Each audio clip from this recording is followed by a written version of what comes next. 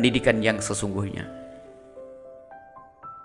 Pendidikan sejati adalah orientasi hati. Kecerdasan tidak bisa menjadi jaminan keberhasilan di dalam pendidikan atau tarbiyah. Betapa banyak orang mengeluh karena kenakalan seorang yang cerdas. Ilmu yang memadai tidak bisa menjadi jaminan bahwa seseorang telah benar-benar mendapatkan tarbiyah. Sebagian kaum Yahudi yang 100% percaya bahwa Nabi Muhammad SAW adalah Nabi yang akan diutus di akhir zaman, karena berita itu telah termaktub di dalam kitab suci mereka. Akan tetapi, di saat tiba waktu kelahiran Nabi Muhammad SAW di tengah-tengah mereka, tidak mudah bagi mereka untuk menerimanya. Itu bukan karena mereka tidak tahu kalau beliau itu adalah Nabi yang mereka nanti-nanti, tetapi karena ada yang salah di dalam tarbiyah, sehingga ilmunya pun tidak membantu mereka untuk menginsafi keberadaan Nabi Muhammad SAW sebagai Nabi. Kesalahan tarbiyah tersebut menyebabkan kekosongan hatinya dari sifat-sifat insaf, dan akhirnya datang penggantinya sifat takabur dan dengki kepada Nabi Muhammad SAW.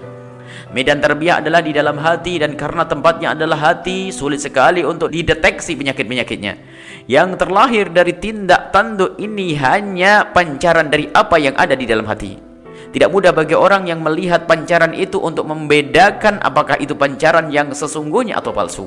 Dua orang yang memakai baju yang sama, bisa saja yang satu berniat menutup aurat dan berdandan untuk bertemu dengan sahabat, sementara yang satu lagi hanya untuk menuruti hatinya yang penuh kesombongan atau karena meniru model seorang terkenal dalam kemaksiatan. Maka hakikat tarbiyah itu adalah membenarkan jalinan kita kepada Allah Subhanahu wa taala dan sesama manusia menuju esensi jalinan yang tertuang di dalam kalbu.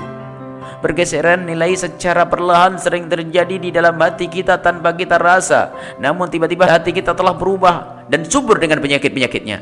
Seseorang yang merasa tawadhu, ternyata di saat itu ia telah tersungkur ke dalam jurang ketakaburan. Yang merasa dirinya lebih baik dari orang lain adalah orang yang telah mengalami krisis nilai tarbiyah yang drastis. Oleh sebab itu, para pakar tarbiyah yang sejati dalam terapi pengobatan penyakit hati, di samping menyuruh para siswanya untuk sering mendengar wejangan-wejangan kerohanian, tetapi mereka juga melatih siswanya mujahadah dan riyadhah, memerangi hawa nafsu. Bahkan tarbiyah dan terapi seperti ini lebih mereka dahulukan daripada ilmu itu sendiri, sebab ilmu yang tidak dibarengi dengan tarbiyah yang benar hanya akan menjadikan hati penyandangnya semakin kotor. Kesadaran seseorang akan kelemahan dirinya adalah kunci keberhasilan dalam tarbiyah. Bahkan tidak banyak artinya sejuta petuah bagi orang yang tidak merasa dirinya perlu kepada petuah. Introspeksi dengan selalu mewaspadai tercemarnya hati dari penyakit-penyakitnya adalah upaya menghadirkan sifat-sifat terpuji.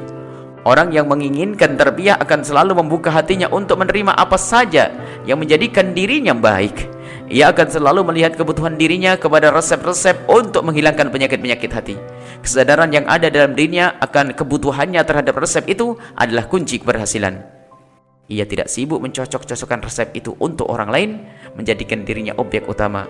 Yang dituju pesan-pesan moral adalah kesiagaan di dalam menerima tarbiyah. Wallahu a'lam bishawab.